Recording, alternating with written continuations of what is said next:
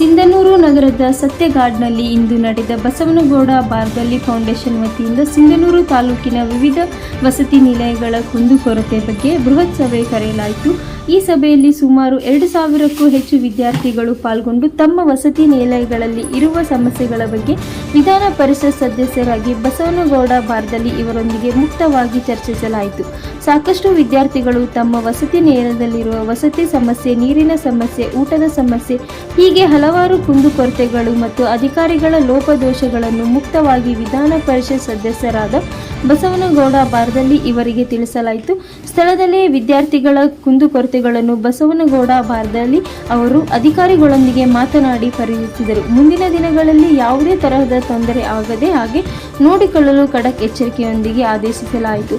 ಸಭೆಯಲ್ಲಿ ವಿಧಾನ ಪರಿಷತ್ ಸದಸ್ಯರಾದ ಬಸವನಗೌಡ ಬಾದರ್ಲಿ ಮತ್ತು ಭೀಮಪ್ಪ ಪರಿಶಿಷ್ಟ ಮಾರ್ಗಗಳ ಕಲ್ಯಾಣ ಅಧಿಕಾರಿಗಳು ಸಿಂಧನೂರು ಹಾಗೂ ಶ್ರೀ ಲಿಂಗಪ್ಪ ಅಂಗಡಿ ತಾಲೂಕು ಹಿಂದುಳಿದ ವರ್ಗದ ಕಲ್ಯಾಣಾಧಿಕಾರಿಗಳು ಸಿಂಧನೂರು ಹಾಗೂ ದೇವೇಂದ್ರಪ್ಪ ಜಿಲ್ಲಾ ವ್ಯವಸ್ಥಾಪಕರು, ಆಹಾರ ಇಲಾಖೆ ಮತ್ತು ಶರಣಪ್ಪ ಹೊಸಳ್ಳಿ ಉಪನ್ಯಾಸಕರು ಸಿಂಧನೂರು ಮತ್ತು ಬಸವರಾಜ್ ಆನೆಗುಂದಿ BRC ಕೋಆರ್ಡಿನೇಟರ್ ಹಾಗೂ ಇಮಾ ಸಾಹೇಬ್ ಕಂದಗಲ್ ಮಾನ್ಯ ವಿಭಾಗೀಯ ಅಧಿಕಾರಿಗಳು ರಾಯಚೂರು ಹಾಗೂ ಚಂದ್ರಶೇಖರ್ ಮಾನ್ಯ ಜಿಲ್ಲಾ ಸಂಚಾರ ನಿಯಂತ್ರ ಅಧಿಕಾರಿಗಳು ರಾಯಚೂರು ಹಾಗೂ ಹೊನ್ನಪ್ಪ ಮಾನ್ಯ ಘಟಕದ ವ್ಯವಸ್ಥಾಪಕರು ಸಿಂಧನೂರು, ಅದೇ ರೀತಿ ಶ್ರೀ ವೈದ್ಯನಾಥ್ ಸಾಗರ್ ಮಠ, ಶ್ರೀ ಗಂಗನಗೌಡ ಪಾಟೀಲ್ ಇನ್ನಿತರು ತಾಲೂಕು ಮಟ್ಟದ ಅಧಿಕಾರಿಗಳು ಪಾಲ್ಗೊಂಡಿದ್ದರು. ಲೈಬ್ರರಿ ಹೇಳ್ತಾ ಇದ್ದೀರಿ, ಇವೆಲ್ಲ ವಿಚಾರಗಳನ್ನ ನನ್ನ ಏನು MLC ಅನುದಾನದಲ್ಲಿ ಇವೆಲ್ಲರೂ ಸಾಕಷ್ಟು ಹಾಸ್ಟೆಲ್ಗಳನ್ನು ಈಗಾಗಲೇ ಕೊಟ್ಟಿದ್ದೀನಿ. ಕಂಪ್ಯೂಟರ್, ಡಿಜಿಟಲ್ ಕಂಪ್ಯೂಟರ್ ಲೈಬ್ರರಿಗಳು ಕೊಟ್ಟಿದ್ದೆ. ಕೆಲವೊಂದು ಕಾರಣಗಳಿಂದ ಅದು ಟೆಂಡರ್ಗಳು ಕ್ಯಾನ್ಸಲ್ ಆಗಿದೆ. ಈಗ ಏನೇನು ನಿಮಗೆ ಸಮಸ್ಯೆಗಳಿದಾವೆ ಅದನ್ನ ಒಂದು ತಿಂಗಳ ಒಳಗಡೆ ಆ ಸಮಸ್ಯೆಗಳು ಒಂದು ಫ್ರೇಮ್ ಔಟ್ ಮಾಡಿ ಒಂದು ಹೋಮ್ವರ್ಕ್ ಮಾಡಿ. ಅವೇನು 3 ತಿಂಗಳಾಗಿದೆ. ಹುಚ್ಚರಡ್ಯಪ್ಪ ನೀನ್ ಬಂದು 7 ತಿಂಗಳಾಗಿದೆ. ಹೌದು ಸರ್, 7 ತಿಂಗಳಾಗಿದೆ. ನಾನು ನಿಮಗೆ ಹೇಳಲಿಕ್ಕೆ ಬಯಸ್ತೇನೆ ಏನಂದ್ರೆ, ನಟರಾಜ ಮತ್ತು ಹುಚ್ಚರಡ್ಯಪ್ಪ ಎಷ್ಟು ನಿಮ್ಮ ಹಾಸ್ಟೆಲ್ ನಿಮ್ಮ ಅಂಡರಲ್ಲಿ ಬರುತ್ತೆ, ಏನೇನ್ ಮೆನು ಇದೆ ಸರ್ಕಾರದಿಂದ, ನೀವು ಹೊಸ ಮೆನು ಏನು ತಯಾರು ಮಾಡಕ್ ಹೋಗ್ಬೇಡಿ. ಏನೇನು ನಿಮ್ಮ ಮೆನು ಇದೆ, ನಮ್ಮ ಸರ್ಕಾರ ಏನೇನು ಕೊಡಬೇಕು ಅಂತೇಳಿ ಒಂದ್ ನಿಮಿಷ ಪ್ರತಿಯೊಂದು ಸಮಸ್ಯೆಗೂ ಪರಿಹಾರ ಇದ್ದೇ ಇರುತ್ತೆ. ಸಮಸ್ಯೆಗೆ ಪರಿಹಾರ ಇಲ್ಲ ಅನ್ನೋದು ವಸ್ತುನೇ ಯಾವುದಿಲ್ಲ. ಪ್ರತಿಯೊಂದು ಸಮಸ್ಯೆಗೂ ಪರಿಹಾರ ಇದ್ದೇ ಇರುತ್ತೆ. ಆ ಪರಿಹಾರ ನಾವೆಲ್ಲರೂ ಹುಡುಕೇಳ್ಬೇಕಾಗಿದೆ ಅಂದ್ರೆ ಆ ಪರಿಹಾರ ಡಿಗ್ರಿ ಕಾಲೇಜಿಂದ ಇಲ್ಲಿ ಬರ್ಬೇಕು, ಬಸ್ ಸ್ಟ್ಯಾಂಡ್ ಬರ್ಬೇಕಾ?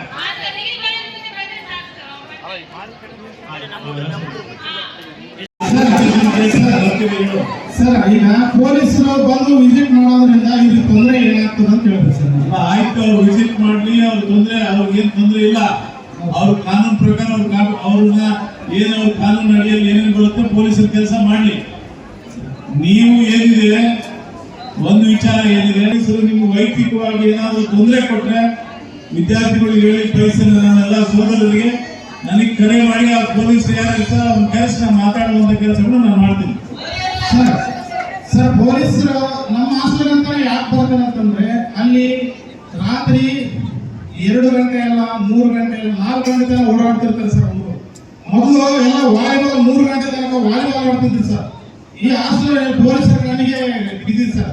ಈ ರೀತಿ ಹಾಸ್ಟೆಲ್ ನಡೀತಾರೆ ಅಂತ ಹೇಳಿ ಪದೇ ಪೊಲೀಸರ ಪರವಾಗಿ ನೀವೇನು ತೊಂದರೆ ಇಲ್ಲ, ಆದ್ರೆ ವಿದ್ಯಾರ್ಥಿಗಳ ಪರವಾಗಿ ವಿದ್ಯಾರ್ಥಿಗಳ ಕಷ್ಟ ನಿಮಿಷ ಇರಪ್ಪ. ಮಹಿಳೆಯದ್ದು ಅಷ್ಟೇ ಅಷ್ಟದು ಬಾಲಕಿಯದು ನಿನಗೂ ಒಂದು ಜವಾಬ್ದಾರಿ ಬೇಕಮ್ಮ. ಅಲ್ಲ, ಏನಾಗುತ್ತೆ, ನೀವು ಏನೋ ಒಂದು 10 ರೂಪಾಯಿ 20 ರೂಪಾಯಿ ಆಸೆಗೆ ಇಡೀ ವ್ಯವಸ್ಥೆನ ಕೊಲ್ಬಾರ್ದು. ನಿಮ್ಗೆ ಏನಾದ್ರೂ ತೊಂದರೆ ಇದ್ರೆ ಹೇಳು. ಯಾಕಂದ್ರೆ ಈಗ ನಿಮ್ಗೆ ಕಾಯಿ ಪಲ್ಯ 1 ವಾರ ತಂದು ಇಟ್ಕೊಳ್ಳೋದು, ರೇಷನ್ 1 ವಾರ ತಂದು ಇಟ್ಕೊಳ್ಳೋದು, ಯಾರೋ ಗುತ್ತಿದಾರೋ, ಯಾರೋ ಕಾಂಟ್ರಾಕ್ಟರ್ ಎಲ್ಲೇ ಚಿಕ್ಕಬಳ್ಳಾಪುರದಲ್ಲಿ ಇರ್ತಾನೆ, ಬೆಂಗಳೂರಲ್ಲಿ ಇರ್ತಾನೆ, ಯಾರು ರಾಯಚೂರಲ್ಲಿ ಇರ್ತಾರೆ. ನೀವು ನಾನು ಹೇಳ್ತೀನಿ ನೋಡು, ದಯವಿಟ್ಟು ನಿಮ್ಮನ್ನ ದೇವ್ರ ಕ್ಷಮಿಸಲ್ಲ. ಮನುಷ್ಯ ಕ್ಷಮಿಸಿದ್ರು ದೇವ್ರ ಕ್ಷಮಿಸಲ್ಲ. ನಿಮ್ಮ ಜವಾಬ್ದಾರಿ ಬಹಳ ದೊಡ್ಡದಿದೆ. ಇರೋದು ಒಂದೇ ಬಾಲಿಕೆಯ ಆಶ್ರಯ ಎಷ್ಟಿದು? ಇವತ್ತು ಸರಿಯಾದ ರೀತಿಯಲ್ಲಿ ಅಲ್ಲಿ ಎಲ್ಲ ರೀತಿ ಸೌಲಭ್ಯಗಳು ಆಗ್ಬೇಕು. ಆಗ್ಲಿಲ್ಲ ಅಂದ್ರೆ ಮುಂದೆ ಪರಿಣಾಮಗಳು ಬೇರೆ ಆಗುತ್ತೆ. ನಮ್ಮ ಸರ್ಕಾರ ಮಟ್ಟದಲ್ಲಿ ತೀರ್ಮಾನಗಳು ಆಗುತ್ತೆ, ನಿಮ್ಮ ಮೇಲೆ ಕ್ರಮ ಆಗುತ್ತೆ. ಈ ಕಂಪ್ಲೇಂಟಿನ ಸತೆ ವಾಪಸ್ ಬರಬಾರ್ದು. ಒಬ್ಬ ಸೋದರನ, ಹಿರಿಯ ಸೋದರನಾಗಿ ನಿಮ್ಗೆ ಒಂದು ಮನವಿ ಮಾಡ್ತೀನಿ. ಒಂದು ನಿಮಿಷ ಇದು ಗುರು, ಮುಚ್ಚುರೆಡ್ಡಪ್ಪ ಏನ್ ಹೇಳ್ತಾ ಇದ್ದಾನೆ, ಡೈನಿಂಗ್ ಟೇಬಲ್ ಮಾಡಿರ್ತಕ್ಕಂಥದ್ದು ಅಲ್ಲಿ ಕುಂತು ಊಟ ಮಾಡ್ಲಿಕ್ಕೆ ಮಾಡಿ. ನಾನು ಎಲ್ಲ ನಮ್ಮ ಸೋದರ ಸೋದರಿಗೂ ಒಂದು ಮನವಿ ಮಾಡ್ತೇನೆ, ನೀವು ಅದರ ಶಿಸ್ತು ಅಡಿಯಲ್ಲಿ ನೀವು ಒಳಗಾಗ್ಬೇಕು. ಅಂದಾಗ ಮಾತ್ರ ನಿಮಗೂ ಒಳ್ಳೆ ಶುದ್ಧವಾದಂಥ ಅಡಿಗೆ ಸಿಗುತ್ತೆ, ಶುದ್ಧವಾದಂಥ ನೀರು ಸಿಗುತ್ತೆ, ಶುದ್ಧವಾದಂಥ ಅವರು ಮಾತನಾಡಲಿಕ್ಕೆ ಅವಕಾಶ ಇರಲ್ಲ ನಿಮ್ಮ ಜೊತೆಗೆ. ನೀವು ಅದನ್ನ ಪಾಲನೆ ಮಾಡಬೇಕು ಅಂತೇಳಿ ತಮ್ಮೆಲ್ಲರಲ್ಲಿ ಕೈ ಮುಗಿದು ಕೇಳ್ತೀನಿ.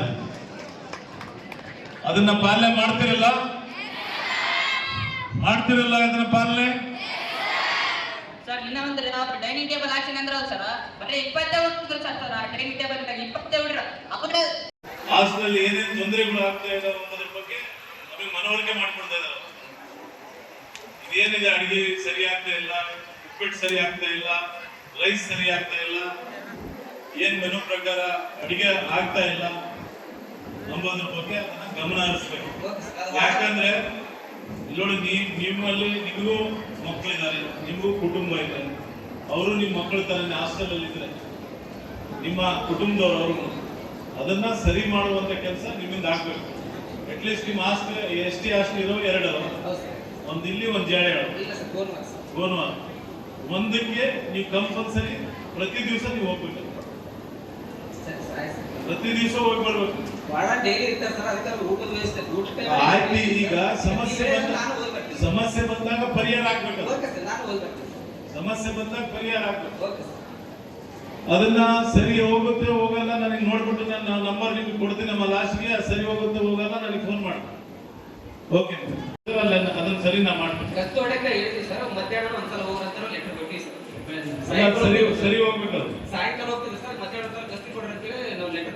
ಆಯ್ತು, ಅಲ್ಲಿ ಯಾರು ನೀವೇ ಸ್ವತಃ ಹೋಗ್ರಿ, ಯಾರು ಎಣ್ಣೆ ಹೊಡಿತಿದ್ರೆ ಅವ್ರು ಹಿಡಿದು ಸ್ಟೇಷನ್ ಕೊಡಿ. ಅದೇನೋ ನಿಮಗೆ ಏನೋ ಮ್ಯಾನ್ ಪವರ್ ಬೇಕಾಗ್ತಂದ್ರೆ ನಮ್ಮ ಕಾರ್ಯಕರ್ತರು ಬರ್ತಾರೆ. ಕಾಂಟ್ರಾಕ್ಟರ್ ಎಸ್ಟಿಮೇಟ್ ಮಾಡಿಸಿ ಕ್ಲಾಸ್ ಮಾಡೋದು ಸರ್. ಯಾಕಂದ್ರೆ ಲೇಡೀಸ್ ನಿಮ್ಮ ಇದ್ರ ಮುಂದೆ ಐತಲ್ಲ ಮದನ ಅಂಬೇಡ್ಕರ್ ಇದ್ರ ಮುಂದೆ ಫಾರೆಸ್ಟ್ ಆಫೀಸ್ ಪಕ್ಕ ನಾನು ನೀರು ಪೈಪ್ ಲೈನ್ ಹಾಕ್ಸ್ಕೊಟ್ಟೆ ಮದನ. ನಾನು ನಿಮ್ಮ ಹಾಸ್ಟೆಲ್ ಬಂದು ನೀರಿನ ಪೈಪ್ ಲೈನ್ ಹಾಕ್ಸ್ಕೊಟ್ಟೆ ಮದನ.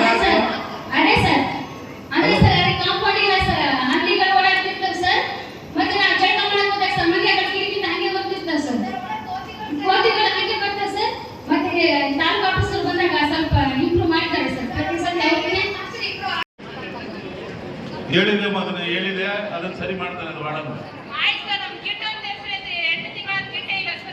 ಓಕೆ ಮಾತಾಡ್ತೇನೆ.